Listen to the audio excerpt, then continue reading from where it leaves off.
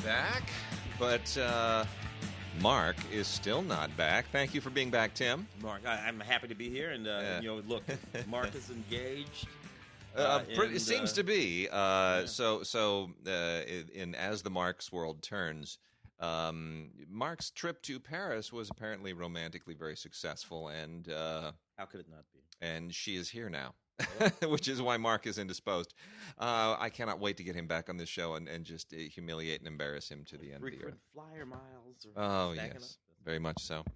So, anyway, we got a whole bunch of fun stuff to talk about, and we are recording this now in the wake of the Super Bowl. So, everybody go back and see movies again.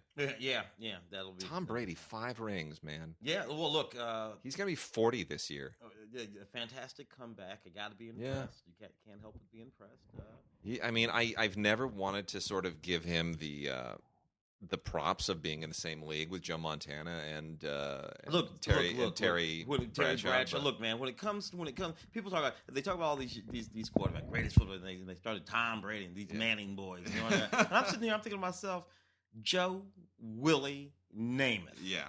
You people haven't even mentioned Joe Willie. Yeah. Joe Willie with no knees at all. Yeah. Could play. So anyway, I have a little trouble engaging in these conversations if we're not going to talk about the greatest thing that Joe Namath ever did was the Love Boat. No, Joe Willie was a man that could wear pantyhose and was still damn manly. Let me see Tom Brady do that. I don't think so. All right. Well, also we should mention, Tim and I are going to be part of the KPCC Film Week Oscar show, which is going to be live. If you're in Los Angeles, come on down. Go to scpr.org, the Southern California Public Radio Station website, and that'll direct you to get some tickets. We're going to be first time down.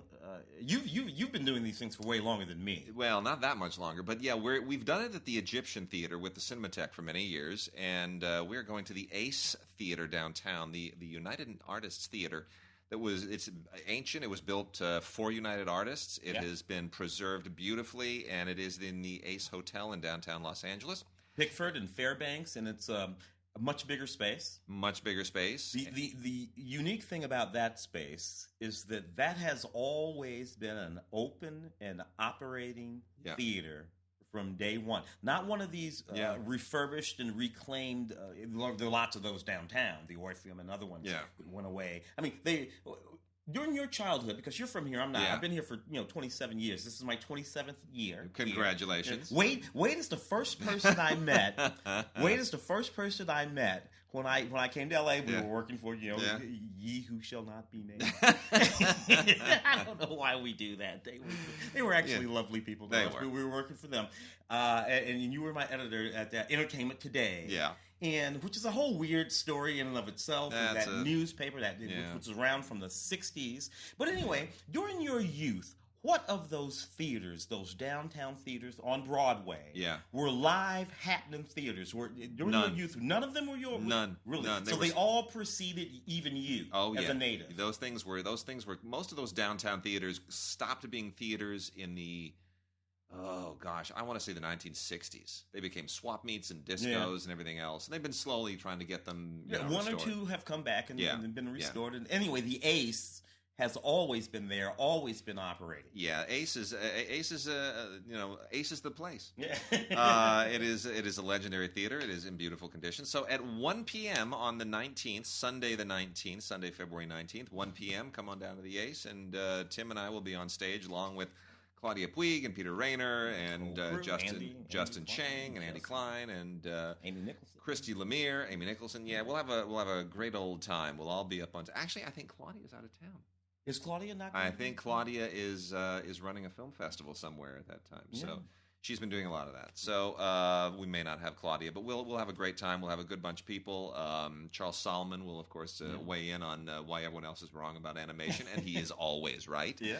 And so it'll be a good time. And that show will, for those who can't be there live, that'll be aired on the Film Week podcast, I guess, for those who don't get it. The following Friday. Friday, the 24th. That would be at 11 a.m. now. Film Week That's right. has moved Film up Week an has hour. moved to 11. I mean, of course, again, when you started doing the show... It was 11. It was an 11 o'clock show. Yeah, it was an 11 o'clock show when I started doing it, as a matter of fact. It was. And then we moved till noon, which I got to tell you, I kind of loved. Yeah, I did too. A little bit later in the day. Traffic But was that's better. okay. You know what? I'm kind of okay with the earlier thing.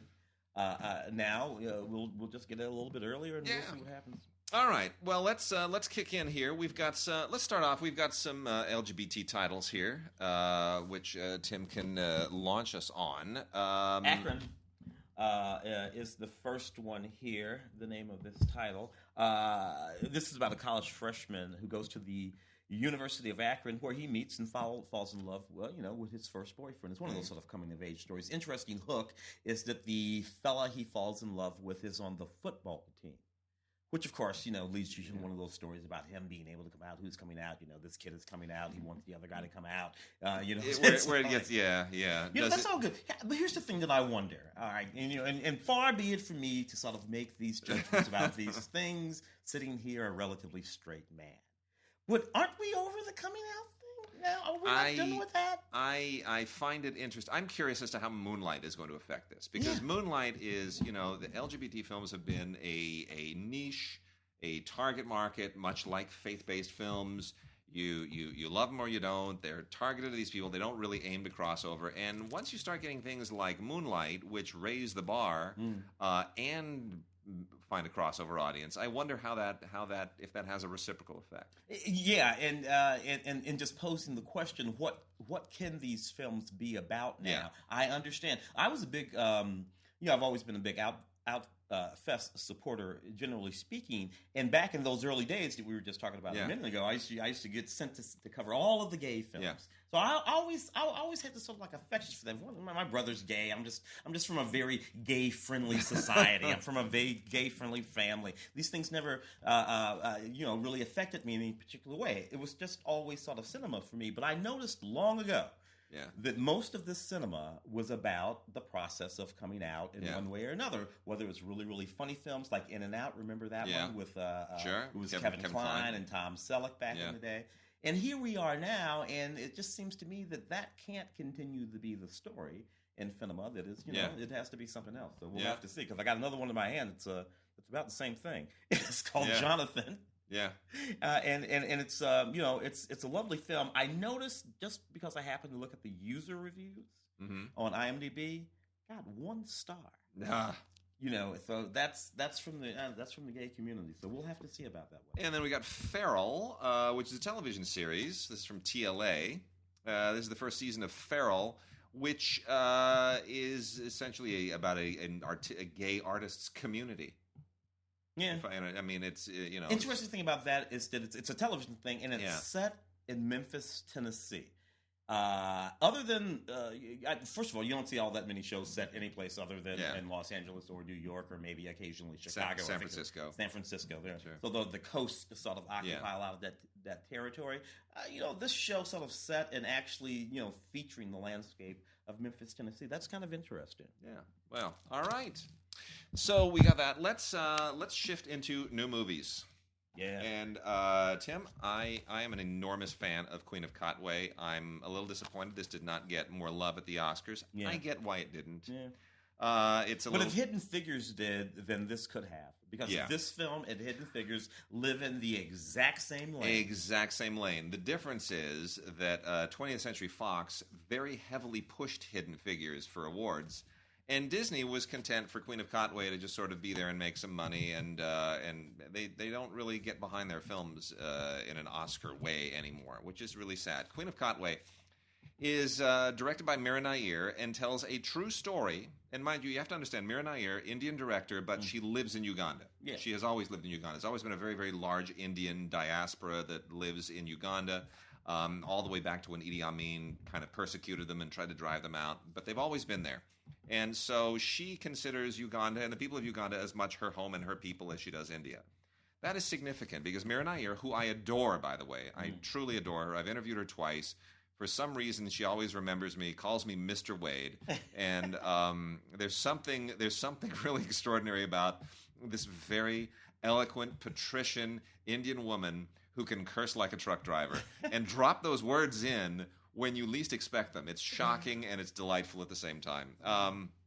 The story in Queen of Katwe is a story of kids from the slums of Uganda who learn to play chess. David Oyelowo is the young student who teaches them chess to try to improve their lives, because this has all the lessons you learn from chess are life lessons, and how he basically is able to take this team of these kids from the slums to challenge the elite prep school Ugandan kids. You know, I didn't know again a true story based on a true story and how they go and they walk into these kids who, you know, are snooty and wear the uniforms and the whole thing, and basically show them up and have amazing chess skills. I think this is such an inspiring movie. Yeah, it's one of those underdog movies. You're swapping out, you know, chess for basketball or football. It's Rudy. It's all of those movies. I get it. Cool Runnings, Rocky. We've seen this so many times, but you know what? The performances are so good and they're so wonderful, and I love this movie, and I cried, and you root for them, and you know what? I applaud Disney, because there's not a white face anywhere in this movie, and most people I know who saw it that doesn't even dawn on them. It's a people movie. It's a movie about people. And you're right about that. And it's an interesting thing.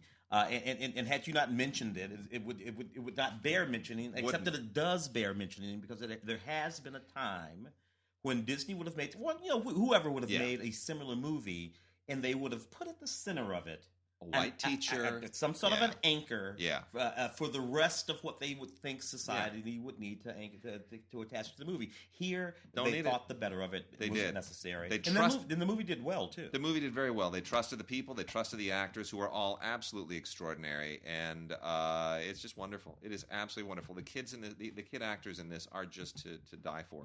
They're absolutely wonderful. Oyelowo is absolutely great, and you know, it's just an absolutely wonderful film. It's a wonderful film. So and Lupita Nyong'o, Oscar winner, we should point out, is in this as well. Plays a mother of Medina Nalwanga, who is the girl who sort of anchors this team.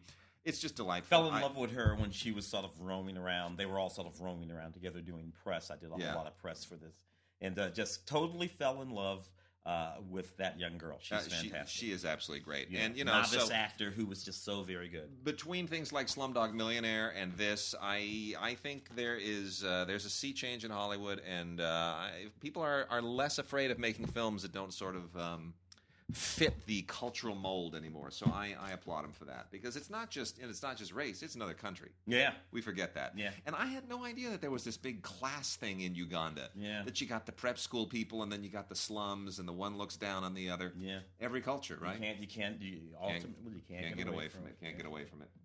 And then we've also got The Ninth Life of Louis Drax.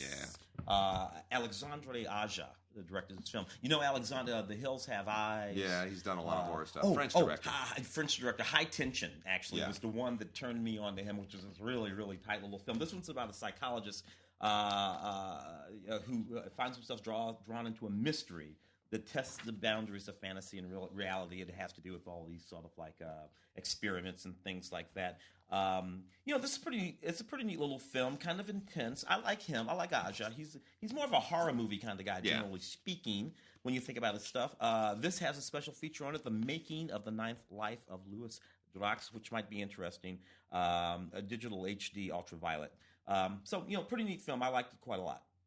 Jamie Dornan, by the way, and Aaron Paul in the movie. We've got a couple of animated films here on Blu-ray and 4K for one of them. The Blu-ray is Long Way North, which is from the same animation team that did Secret of Kells and Song of the Sea.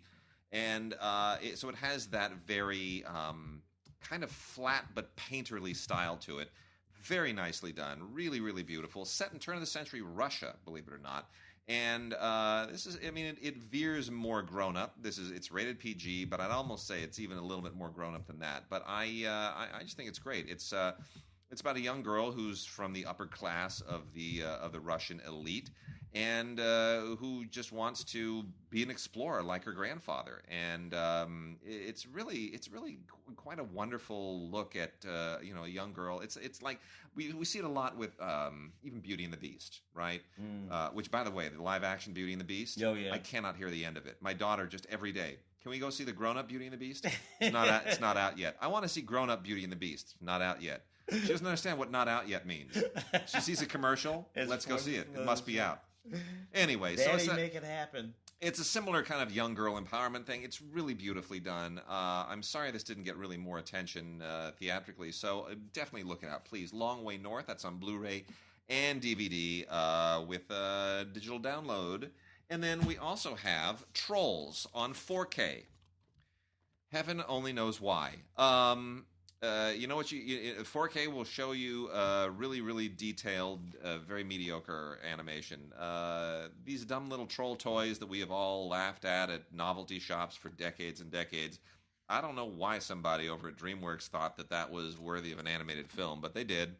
And it comes off as kind of like Smurfs on acid, and that's the only thing I can tell you.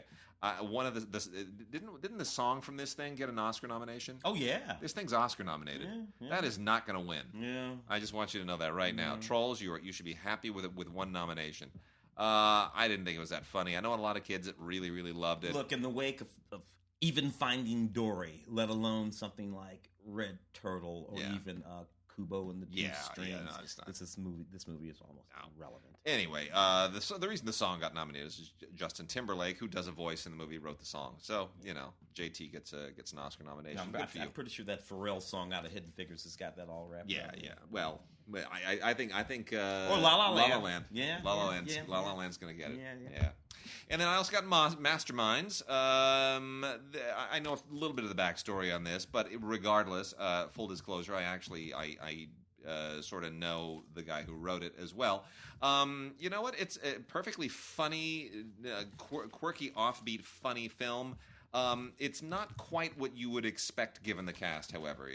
When you consider that this movie has arguably four of the funniest people on the planet, Zach Galifianakis and Kristen Wiig, Owen Wilson, Jason Sudeikis, you would think, wow, that's really going to just completely kill it. But Jared Hess, who directed it, did not write it, who, of course, Napoleon Dynamite and Nacho Libre and so forth, has a very, very particular style. And while it is funny, you do have to kind of, shift your mental gears a little moment early on and realize you're not watching something made by a major studio. So that said, this got a little bit caught up in the Relativity quagmire for a moment. When Relativity was going through its bankruptcy, they had to bump the release date on this thing, and so I think it sabotaged its theatrical release just a little bit. So definitely worth checking out, but be prepared to sort of shift gears a little bit from what you normally expect in a comedy. That said, I really, really think it's funny, and I'm amazed that this is presumably a true story. I'd love to know exactly how much of it is true.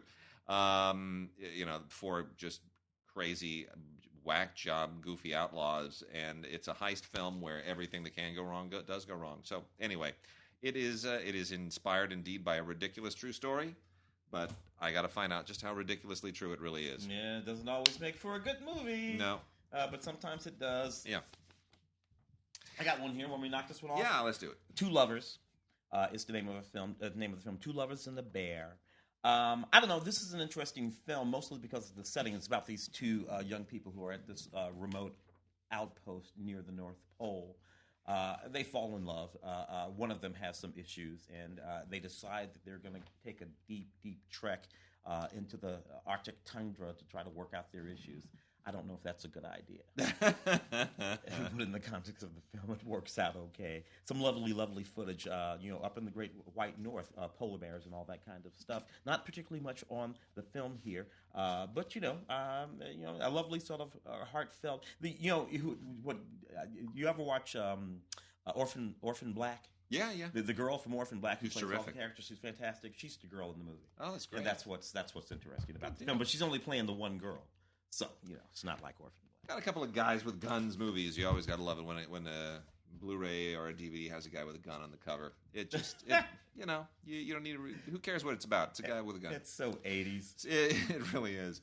So Idris Elba, who really is in kind of a groove now, I think he realizes that if he wants to just make a crappy movie where he's a guy with a gun, it's okay because people love him and no one's going to hold it against him because it's a payday. Yeah. Idris continues to just be the Teflon movie star these days. In The Take, which is otherwise pretty mediocre. This is a Blu-ray with an ultraviolet coat on it.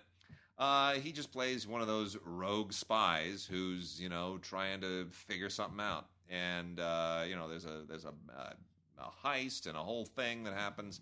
And, he's just running around with a gun putting the pieces together. We've seen this movie 1,000 times. There's nothing particularly amazing about it. But you know what? It's got Idris Elba in it, so therefore it is by definition unique. And then a little bit more interesting is Desierto. This is with Jeffrey Dean Morgan and Gael Garcia Bernal. This is... I thought it was pretty good. It's not bad, right? It's not bad. So this is directed by Jonas Cuarón, who is Alfonso Cuarón's son, who was his co-writer on Gravity, right? Mm-hmm. And Jonas is, not a bad filmmaker. I don't know that he's in the same league with his dad, but he's certainly learned a few things. He's a decent writer, and he put a pretty decent little movie together here for his directing debut. And I don't begrudge him any of that nepotism. He certainly paid his dues and earned his shot. So this is one of those movies where you got bunch of guys it takes place around the U.S.-Mexican border, right? The dangerous lands, the modern badlands, and it has a little bit of a modern Western flair to it. I would almost call it kind of in the same vein as Hell and High Water, but maybe just a notch and a half below. But that's not a bad place to be. No. Yeah. Funny that kind of film, that tone of film, Hell and High Water, of course, nominated for an Academy Award in one or two categories. I think Jeff Bridges has got one, and the film itself has one, right? Yes. If you had told me a couple of years ago that kind of film would make it back into the Academy Award, I would have been like, really? I think that's kind of played out, but no. When done well, they're done well. The whole. There's a whole. I won't get into all the details. Jeffrey Dean Morgan's a bad dude. He's been a bad dude ever since he made his debut as a really sweet guy on Grey's Anatomy. He's gone on to just play bad dudes. Yeah, well, he has that face. He does. Anyway, so he's a bad dude chasing a lot of people around, and Gael Garcia Bernal never plays bad dudes because we're supposed to love him all the time because he has such a sweet face, and that's just the way it is. But anyway, it's it's good. It's good. Blu-ray, DVD, and ultraviolet on that one. Desierto. And then Tim, we got a couple of Frank and Lola, kind of dug that too. Michael Shannon and Imogen Poots. Yeah, we got two love movies here, Loving and Frank and Lola. You like Frank and Lola? I did too. I was surprised it was sweet, but it didn't really make it in the awards mix, did it? No. Look, and that's a bit of odd casting there. They're set in Las Vegas. He's a chef. She's this fashion designer chick. And there's this whole sort of noir thing going on with a mystery and all of that. But mostly it's just this romance thing. Yeah. And when I think of myself, I need a romance. Who I'm going to put in my romance? Let me go get Michael Shannon. And Imogen Poots. And then we'll bump her up against Miss Poots over here, who's got to be like 15 years younger than him in the first place. Well, and let's see what happens. But oddly, kind of works. It does. They are both cast so tremendously against type, and yet I like them both so much. But the problem is, they are both the other person in a movie, right? They're supporting people. It's not, neither of them is a star per se that anchors a movie. You don't go, oh my gosh, I got to run out and see those two, unless you already just really, really love them. But that said, I think the world of both of them, and I think it took a nice chance. This was at Sundance last year, and Michael Shannon continues to be one of the most hardworking and interesting actors out there. Matthew Ross film. Loving, which was one of two films that Jeff Nichols made last year. He did the E.T. thing. The Midnight Special. With Michael Shannon. With Michael Shannon. And then he went on and made Loving. I respect anybody that can make two feature films in a single year. And there were a bunch of people that did them last year. Yeah. But Loving is solid. It's really solid. I didn't love it the way I wanted to love it. And I've been trying to figure out why. Ruth Negga, of course, got an Oscar nomination for I love both of those performances, actually. Hers, Oscar nominated, as you say. His, too, though, Joel Edgerton. For those who don't know, this is the story of the Loving couple, Richard Loving and Mildred Loving, whose name is perfect. But historically, they're the ones that sort of it was their marriage against the law in the South that led to the 1967 miscegenation case. That's right, which overturned laws against interracial marriage in America. Yeah. And the nice thing is, it's not a preachy film. It doesn't sort of lay it on thick. Doesn't wear it on its sleeve. It's very quiet. Very quiet. As were these humans, as these two people were, which we know, of course, from a wonderful documentary. Yes, exactly. That features footage of these actual humans, some of which they duplicate in that film in a fairly nice way. Anyway, it's a very solid film, nominated where it's nominated. As you said, Ruth, I'm not sure. Is something else nominated about Loving? Maybe a screenplay or something? I think it may have gotten a screenplay nod. Yeah. Appropriately. Not nominated for Best Picture, for instance. Which I expected it to be. There's a 10th slot there, so plainly it didn't get enough number ones.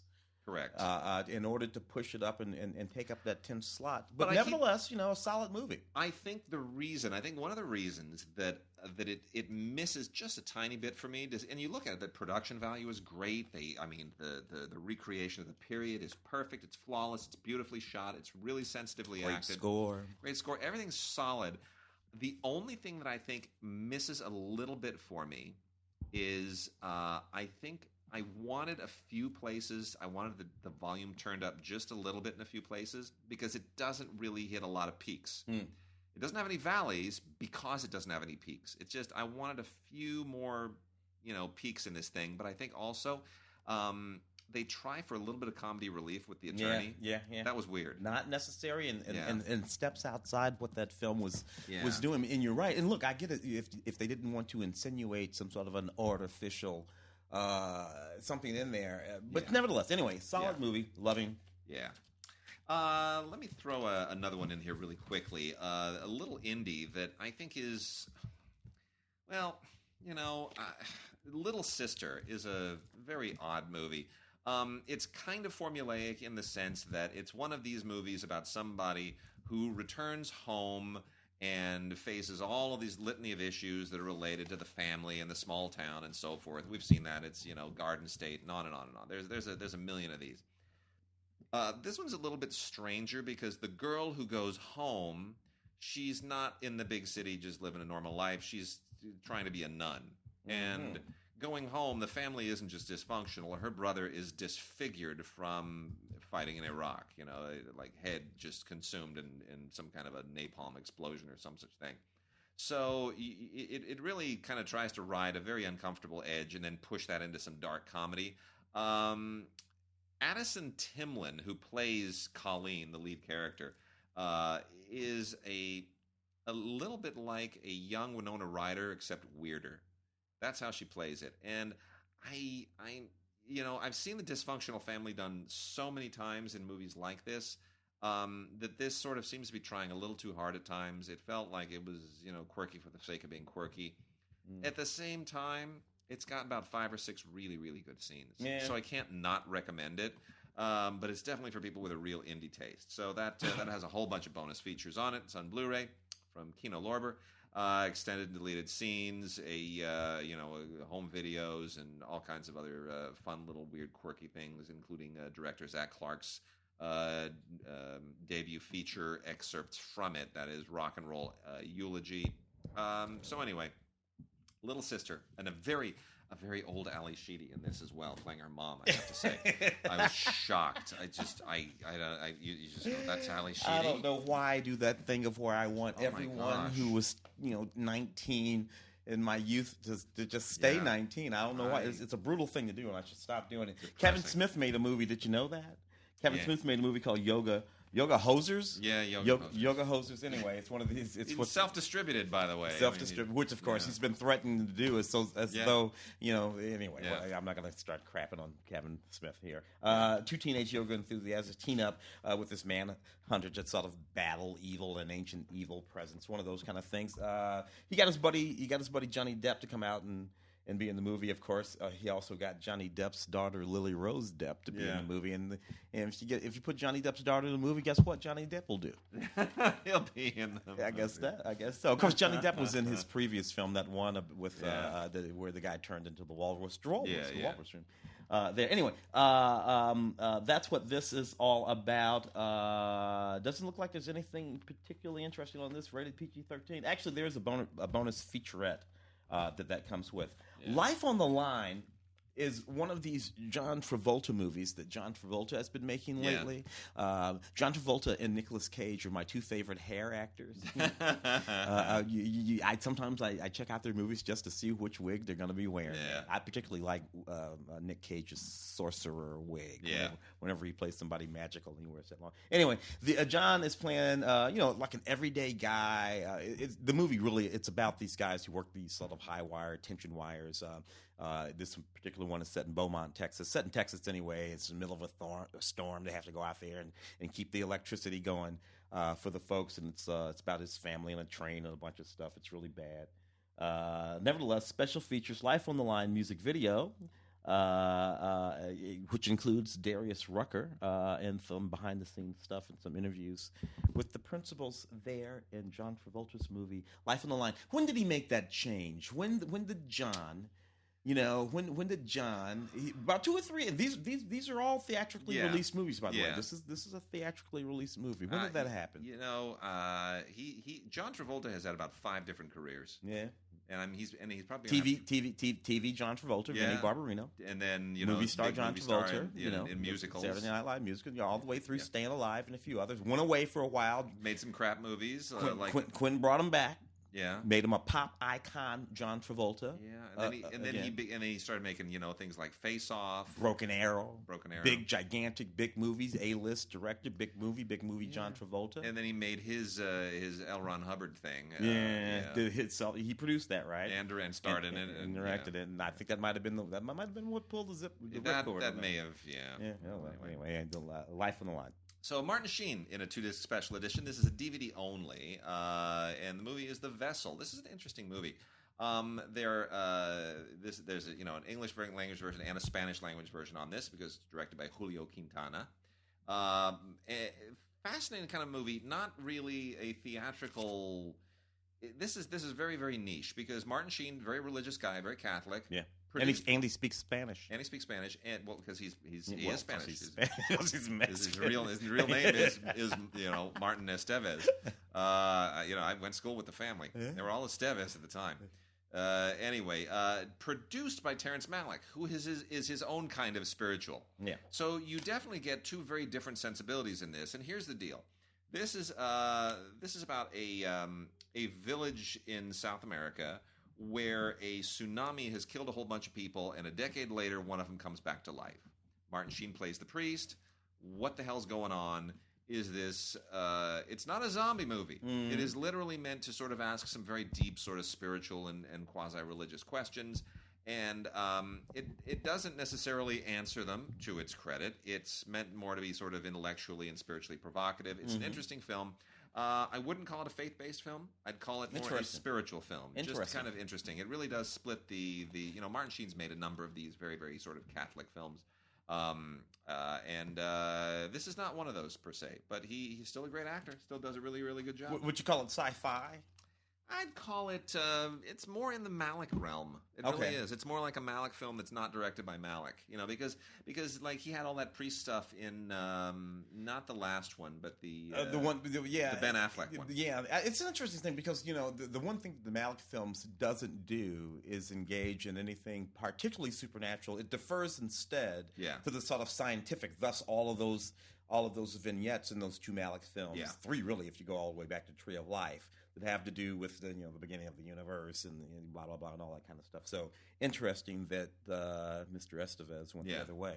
Yeah, and this is a kind of a foreign film, kind of not a foreign film. I'm going to mention it here just because it has Matthew Rhys in it, and I adore Matthew Rhys. This is from Cohen, our good friends at Cohen, on Blu-ray. The film is Come What May. This is a World War II drama. Basically centered around the Nazi invasion in 1940 of France, and you're in a small village in France where people are sort of trying to flee and make their way away. And it's an interesting multicultural look at that, because it's not exclusive about Germans and the French. There's a young German boy who is whose father was an anti-Nazi, and then you've got a Scottish soldier in this, played by Matthew Rhys, who's Welsh but does the Scottish accent rather beautifully, and it's an interesting little twist on our usual Germany invades France movies, which are kind of a genre unto themselves. But I thought it was a good little human drama, just of very different people, different backgrounds, not stereotypes, not World War II archetypes. It just kind of these are not the people we normally expect to see in a World War II film, and put them together and see how they deal with a difficult situation. Matthew Rhys in Come What May on Blu-ray from Cohen. Very nice film.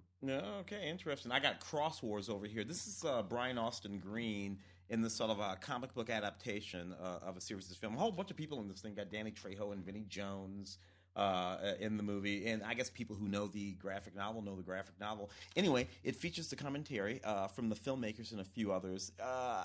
I'm not really familiar with this graphic novel series. I saw the first film. There's another film that this is based on, so I suppose if you like one, you might like the other.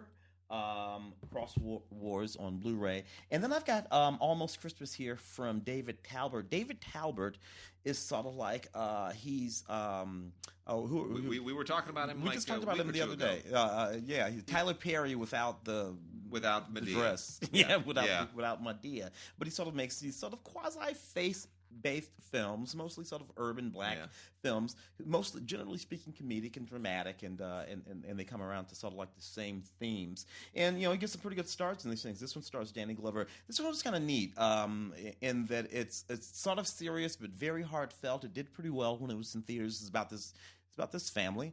They're just a family, sort of a nice middle-class family, and they're celebrating their first Christmas since the matriarch of the family passed away. And it manages to be sort of poignant and sweet and still funny all at the same time. So good for David Talbert. So Arturo Ripstein is a Mexican director who makes not very commercial movies, but they are internationally acclaimed movies. And he's got one here from Kino. I wish this was on Blu-ray, because this would be a beautiful film on Blu-ray. It's shot in black and white. It's called Bleak Street. So here's the way I'm going to describe Bleak Street. Try not to laugh. Okay, so if you took Wings of Desire, and if the two angels in Wings of Desire were prostitutes who killed people, it would be Bleak Street. Yeah. And if Berlin was Mexico City, it would be Bleak Street. That's the only way I can describe this. So this is Wings of Desire with prostitutes, murderous prostitutes instead of helpful angels, set in Mexico City instead of Berlin. I don't know any other way to describe this thing.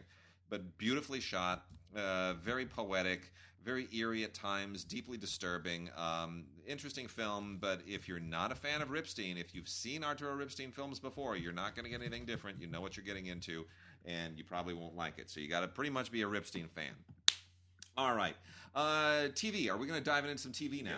All right, let's get into some TV. It's political season, so it's a good time to talk about, well, it's, after political season, but what better time to talk about season 1 of Graves, Nick Nolte's TV comeback as a grumbly, crusty ex-president that seems to have more than a little bit in common with George W. Bush.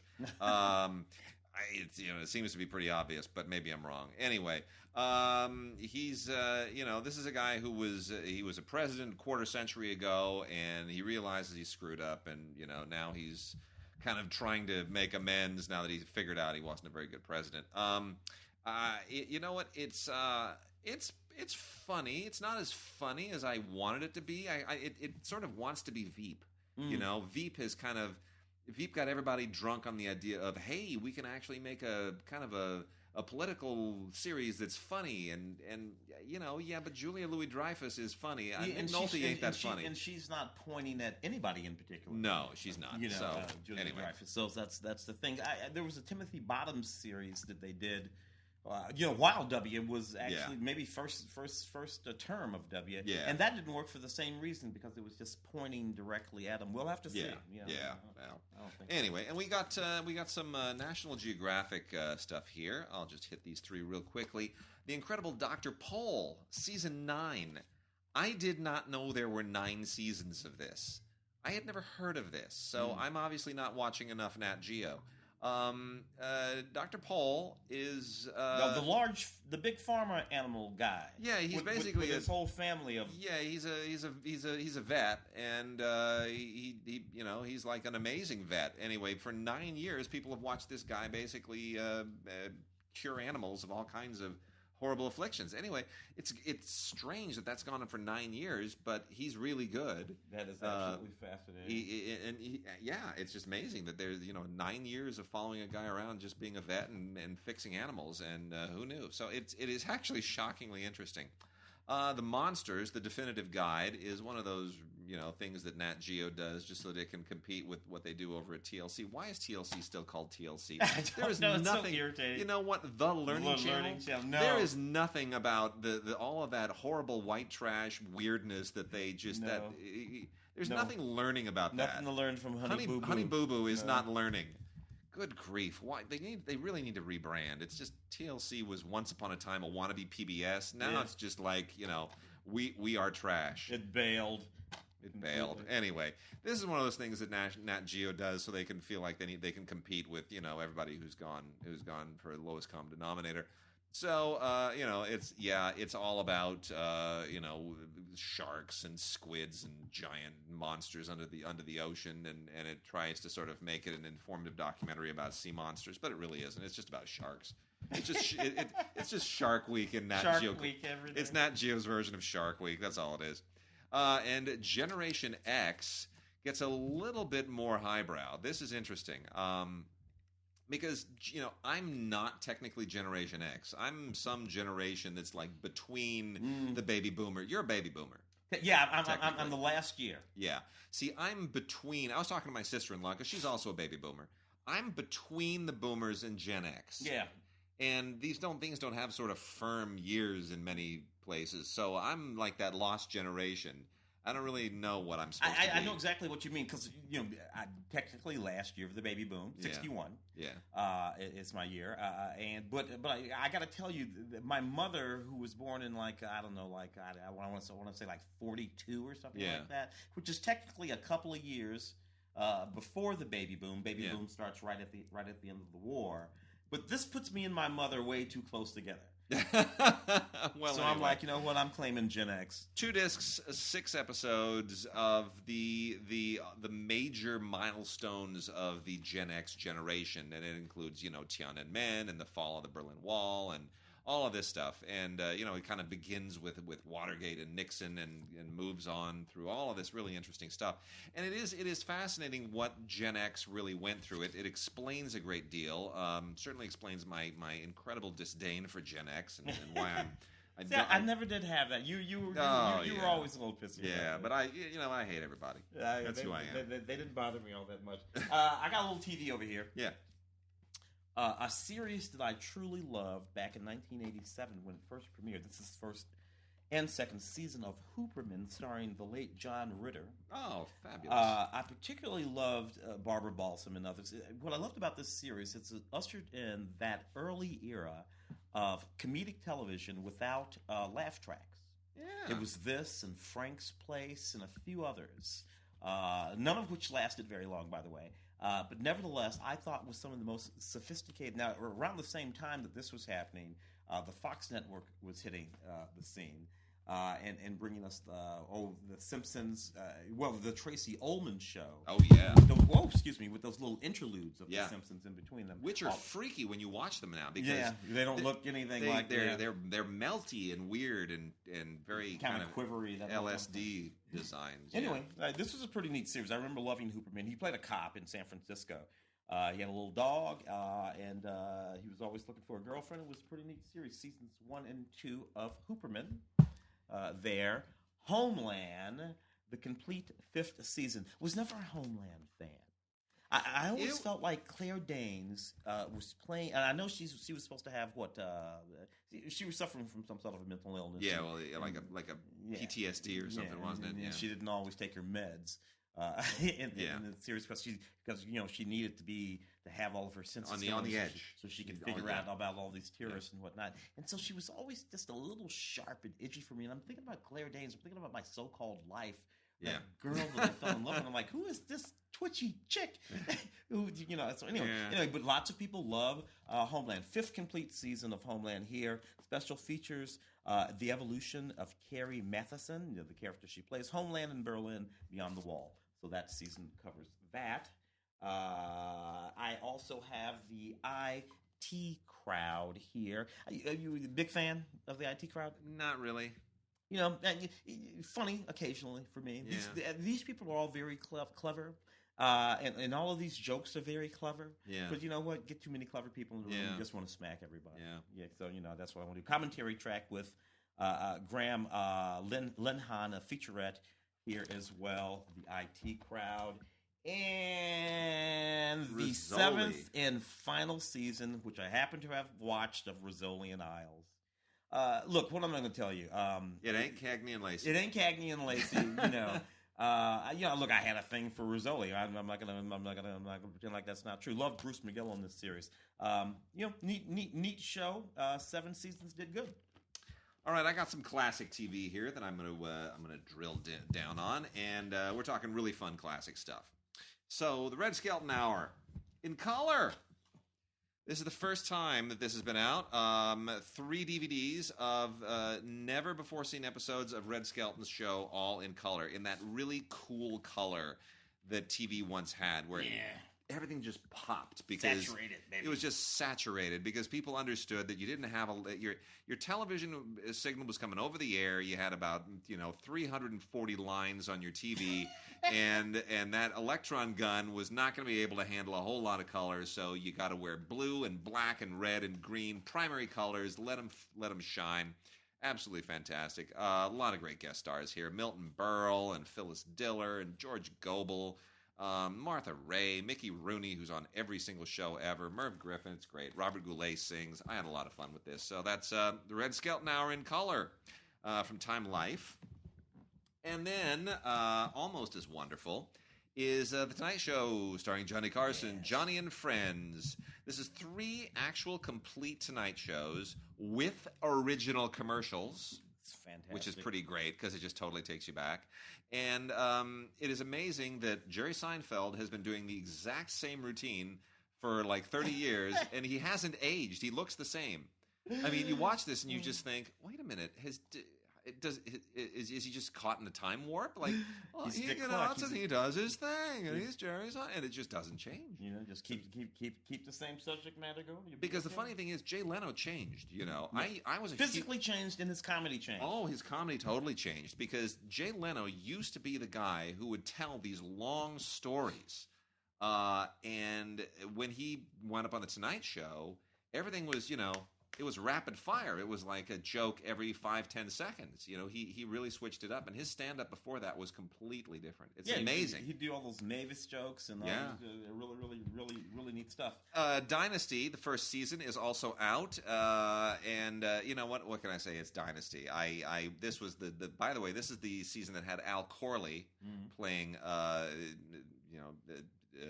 David Carrington, and Blake Carrington, of course, played by John Forsythe, who at the time was also being Charlie on the voice of Charlie on Charlie's Angels. Yeah. And I remember thinking, man, if anything happens to him, ABC is screwed.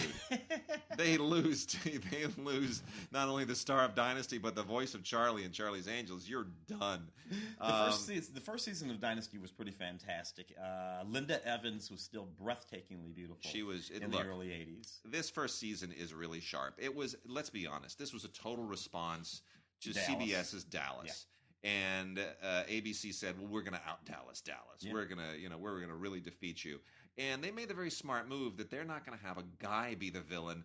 They went and had a woman be the villain, was thinking the ex-wife. Literally the thing of that. Joan Collins comes in as just a force. Yes. In that show, and it's just It was very, very smart when they did that. So in any case, Al Corley plays Stephen Carrington. I shouldn't have said David. Stephen Carrington. So Al Corley left the show after the first season, as did Pamela Sue Martin. Yes. Who plays Fallon Carrington.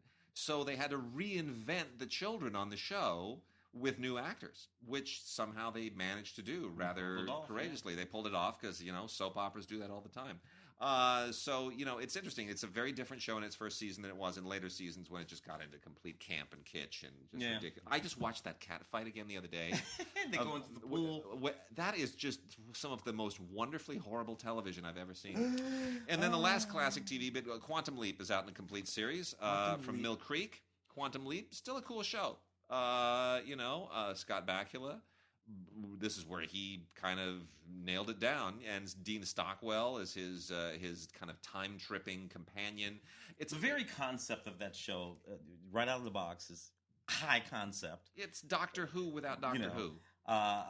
It's Scott Bakula. I have to say, my exquisite wife Bridget is in an episode of Quantum Leap. Fantastic. Plays Anita Hill. In an episode of That's Quantum Leap, that's a reference back to all of that. I knew that, and I'd totally forgotten that. So all 5 seasons, 97 episodes. They couldn't get 3 more and get to 100. Anyway, you know what? Fun show. Real fun show. Still out there in the zeitgeist, and Quantum Leap complete series from Mill Creek. Totally watchable today. From this year, the complete second season Ballers, Dwayne Johnson's show about a former football player, after one day after the Super Bowl, who becomes an agent. I know a lot of people who are really bananas about this show. Obviously, you got all the football players who show up on the show all the time. It's a lot of fun. Anyway, that's doing pretty good. Second season, a lot of bonus features on this thing, play-by-play commentary on each one of the episodes, bonus segments featuring interviews with the producers of the show, and a little bit of extra Dwayne Johnson there for you. For those of you who cannot get enough from the From Dusk Till Dawn series, Robert Rodriguez is pretty much the only thing on El Rey. The only original programming on El Rey is this series. This is season 3 of From Dusk Till Dawn, which you can watch over there on that series. I don't know. Look, this is all fine, but the vampire theme, if you're rolling with it, you're rolling with it. All kinds of bonus features on this thing for you to enjoy: featurettes and behind-the-scenes interviews and the deleted scenes, all kinds of stuff, audio commentaries, lots of stuff. From Dusk Till Dawn, season 3. I did not see this series, Vice Principals, with Danny McBride and Walton Goggins. This is the first complete season. HBO. On HBO. I didn't see it, so I don't know much about it. I do know this. Love Danny McBride. Double love Walton Goggins. Who's really become a thing, hasn't he? Yeah, He has. He can play almost anything. It's very funny. Walton Goggins from Hateful Eight. He was one of the sort of primary characters from Quentin. Walton Goggins is a guy who would have otherwise had a career in westerns in the 1960s. Oh yeah, right. He played one of the, like Lee Van Cleef. He's that kind of a guy. It's just you plug him into something really just rednecky and dirty, and he always seems to come through with something interesting and unique. He's a fascinating actor. Bill Murray shows up in this series. Some interesting bonus features, deleted scenes, a blooper reel, and nine audio commentary tracks. All right, I'm going to go from the sublime to the ridiculous here real quickly, and start off with Season 1 of Versailles, which I am absolutely loving. This is one of the best things on TV. I cannot get enough of Versailles. It is. I'm watching it on Netflix, and they sent us a Blu-ray, which I'm elated with because now I can watch it on Blu-ray and get better resolution.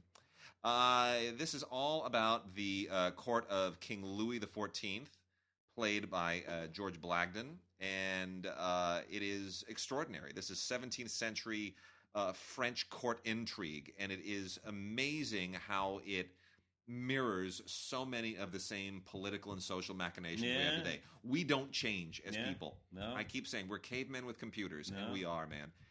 It is amazing. This is just really great stuff. Really well written, beautifully produced, incredible production value. One of the best things on TV. And I hate to say it, but it's Canadian. Canadian television isn't supposed to be that good. And then on the end of the ridiculous, we got 3 here. Frankenstein, the Real Story, and the Real Wolfman from History Channel. This is, just a couple of those History Channel quickies that they throw together. They just let everybody loose on their editing team, and somehow it comes up. Neither one of them tell you much about Frankenstein or the Wolfman legend, but it's diversionary. Sabrina Down Under with Melissa Joan Hart is Basically, if you're a fan of that just dreadful Sabrina the Teenage Witch show, then you get to watch her go to Australia and meet mermaids. There's really no other reason to watch this. It's never quite got my mind around it's that. Just silly. And then season 7, 7 years. Are you kidding me, History Channel? 7 years of swamp people? Yeah. Are you kidding me? It's not even Duck Dynasty. These people aren't even rich. At least the Duck Dynasty people are rich. Yeah. The swamp people aren't rich. They just live in the swamp, and they kill gators and fish, and they wear waders, and I don't understand. I just don't understand this show. But whatever. It's people in New Orleans love New Orleans, and that's what they do. So this is 13 episodes of these just really disturbing people. And History Channel continues to make things that have nothing to do with history, just like the Learning Channel makes things that have nothing to do with learning. Which is just so disturbing. It's deeply disturbing. Thank you for letting me do Star Trek Deep Space Nine, the complete series. Big box set here. The third ever Star Trek series. Yeah. This was the one where... Started in 1993. This was the one, right, where they said, can we do a Star Trek series that isn't centered around a starship named Enterprise? Yeah. Can we actually... do a new thing? It's a really complicated thing to pull off. This is 173 episodes with all kinds of special features here. It's a really complicated thing to pull off because we're doing a couple of things here. For one thing, all right, we got ourselves a black commander. This series began in 1993. He's on this space station, which is really a wonderful kind of notion because it's a crossroads for every culture that can possibly be it's there. It's like a Western. It's Dodge City, right? He's the sheriff of Dodge City. He's Gary Cooper. He's all that. And, of course, it's played by the exquisite Avery Brooks with that fantastic voice, who I first came to love, of course, playing Hawk in Spencer for Hire. We have an affection for these. In any case, I'm a big fan of this series. It was sort of the spiritual anchor of the Star Trek series. As everybody else was sort of going out doing their westerns, much of what went on Deep Space Nine had to do with these notions of spirituality again, from these different cultures. The very wormhole that the space station Deep Space Nine was juxtaposed against was believed to be a conduit it's a different dimension. Amazing how this show really came into its own. And Avery, was coming off of being playing Hawk on Spencer for Hire, and which is a totally different thing. Yeah, he really shifted gears, and I credit them for giving him that chance and not locking. First of all, Avery Brooks, Juilliard trained Shakespearean actor, incredibly classically trained actor, who is playing it's a little bit how Morgan Freeman came out of came off of Mean Streets and the Electric Company. And it's very easy, I think, especially for black actors, to get stereotyped into playing the tough roles, the tough cop, the tough hood, the tough whatever. Put on sunglasses and a black jacket, and you're John Shaft all over again. Particularly if you happen to be a big bald black. What are you going to do? Yeah, and they gave him a chance to go from Hawk, which is a pretty obvious bit of casting, to a captain of a space station in the future. And he kills it. He's a completely different guy, and you realize what great range he had in that moment. It's a very solid part of the Star Trek world and generation, with a few crossover characters too. Worf crosses over into that series. A bunch of things. It's good.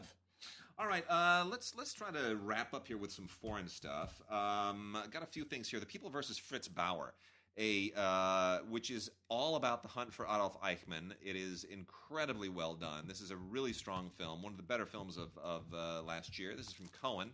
Cohen really did a great job with this, directed by Lars Kraum. And this swept all the major awards at the German Film Awards, and very, very deservedly. Set in 1957, and just follows the paces of this story absolutely to a perfect T. Beautifully acted, beautifully made in every conceivable way. It's really, really worth seeing. Just a beautifully, beautifully made film about a really important piece of history. And then a great French film from last year, which was the Cannes Film Festival winner for Best Actress for Emmanuelle Bercot. I'm sad that it didn't do better here theatrically. I'm really, really sad that Film Movement isn't releasing this on Blu-ray, but we at least get it on DVD. And the film is My King, otherwise known as Mon Roi. It goes by both titles. Directed by Mai Wen, who did Police a few years ago. Now, Mai Wen is a really interesting director because her background, if you watch this really dysfunctional relationship in this movie, you have to understand Mai Wen was a teenager when she had an affair with Luc Besson. Okay, so she and Luc Besson, and she, they had a kid together, and it's a rather scandalous relationship that she had with Luc Besson, and I won't get into all the details. You can Google it, but Mai Wen is nonetheless an amazing director. She is the sister of Isilde Lebesco, the actress, who is in this as well. So all of that out of the way, My King is really an extraordinary film about two people who should simply not be together, but they are compelled to be together. And Vincent Cassel plays the guy who sweeps Emmanuelle Bercot off her feet. And then, of course, this relationship goes through all kinds of twists and turns in a very kind of Ingmar Bergman-esque way over the years. And it winds up being incredibly powerful and very poignant. And I highly recommend this. It's a clinic in great acting and great filmmaking, especially directing of actors. Includes outtakes and a deleted scene, as well as the short film that Mai Wen made called "I'm an Actress." So it's a treat for Mai Wen fans. I just wish it was on Blu-ray. Yeah, Kamikaze '89, which interestingly enough came out in 1982. Yeah. Directed by Wolf Grimm, but starring Fassbender. Yeah. Warner Fassbender, totalitarian society movie. He's a cop. There are these bombings going on. He's like this super cop, this badass super cop who wears this sort of what is it? I guess leopard spotted. Leopards have spots, right? Tigers have stripes. Yeah. And leopard spotted suit. Yeah. It's very sexy. It's sexy, particularly now, because I look at this stuff now, and it's like sort of in juxtaposition to some of the things going on in society. It's very interesting, but more importantly, it's just sexy.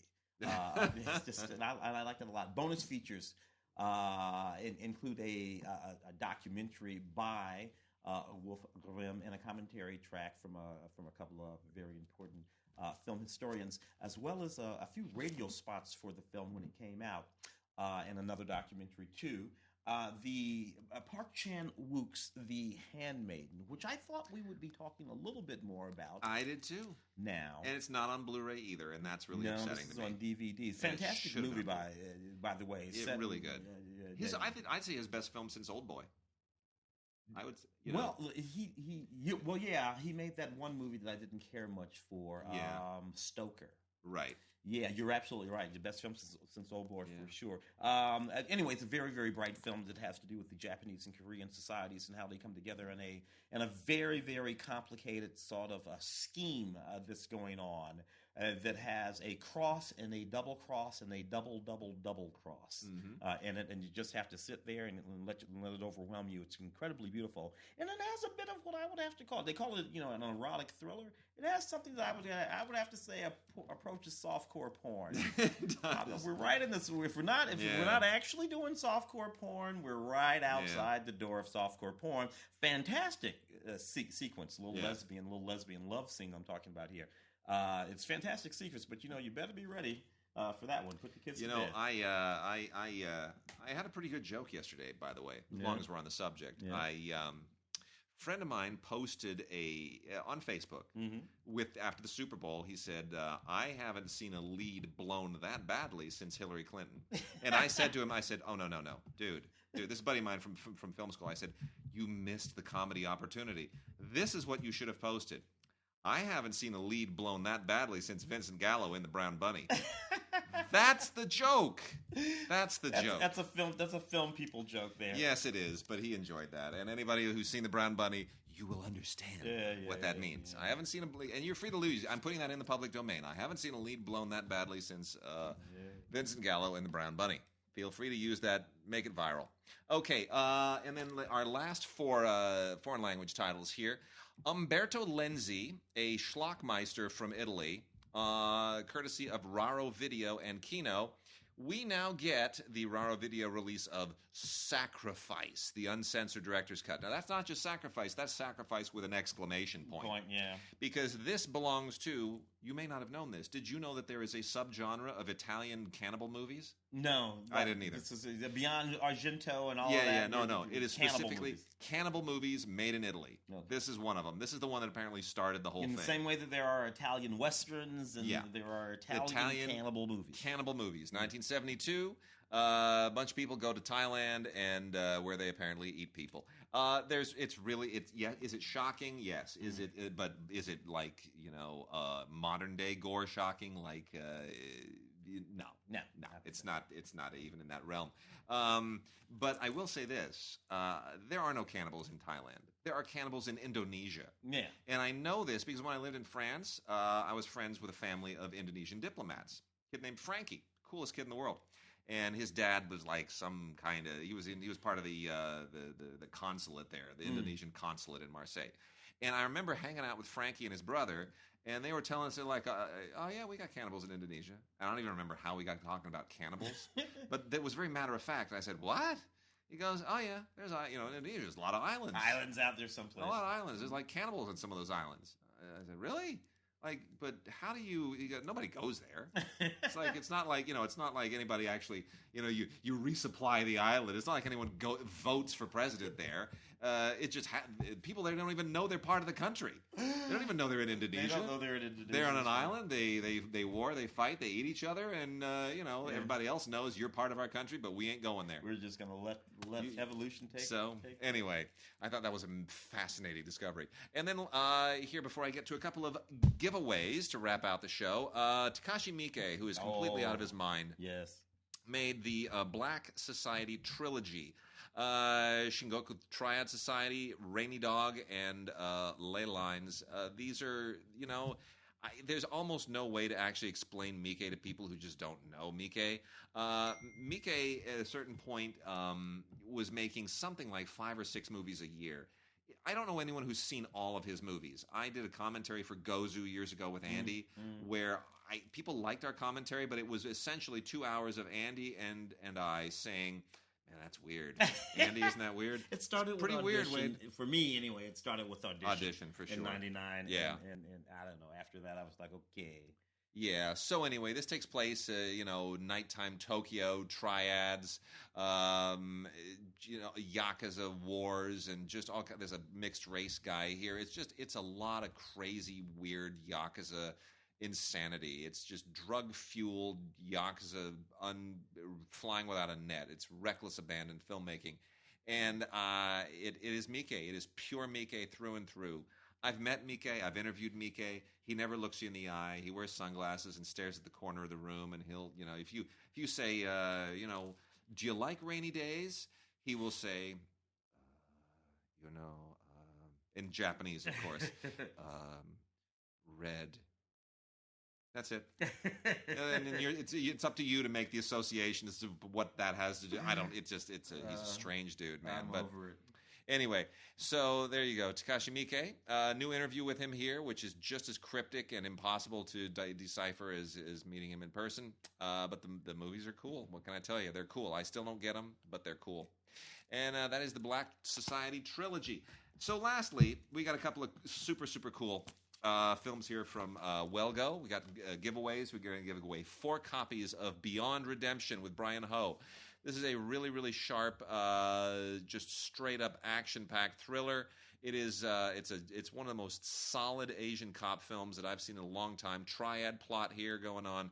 It is really, really sharp. Brian Ho is a guy who's segued from being a stuntman, much as Jackie Chan did. And he's really good. He is a star to be reckoned with. You're going to want to definitely check this out. Really sharp film. That is Beyond Redemption. So you need to send. We're going to give away 4 of these, and make sure that you get us your name and address, mailing address, by February 11th. February 11th is the deadline for this. And once we get them all in, we'll send those out to you. Send it to gods@digigods.com. You're going to put Beyond in the subject line. So send us an email with Beyond in the subject line, your name and address in the body of the email to gods@digigods.com. Make sure we get it by February 11th, and we'll send out 4 copies of Beyond Redemption. And then the other one, we got 2 of these. two of these, Train to Busan. You cannot win both of these. So if you send us an email wanting both, and you get one, you're not going to get the other. So know that going in.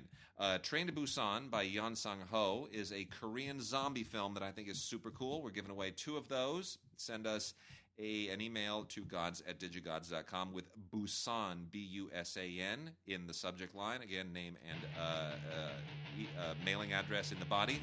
And I will say this, just to wrap the show out. Train to Busan is maybe the best zombie film I have seen in 20 years. Yeah, better than World War Z. Way better than World War Z. Way better, because it takes place on a train. Basically, like everything else, there's a viral outbreak, and this guy is trying to get his daughter to her mom on the train, and, he's been kind of an absentee dad.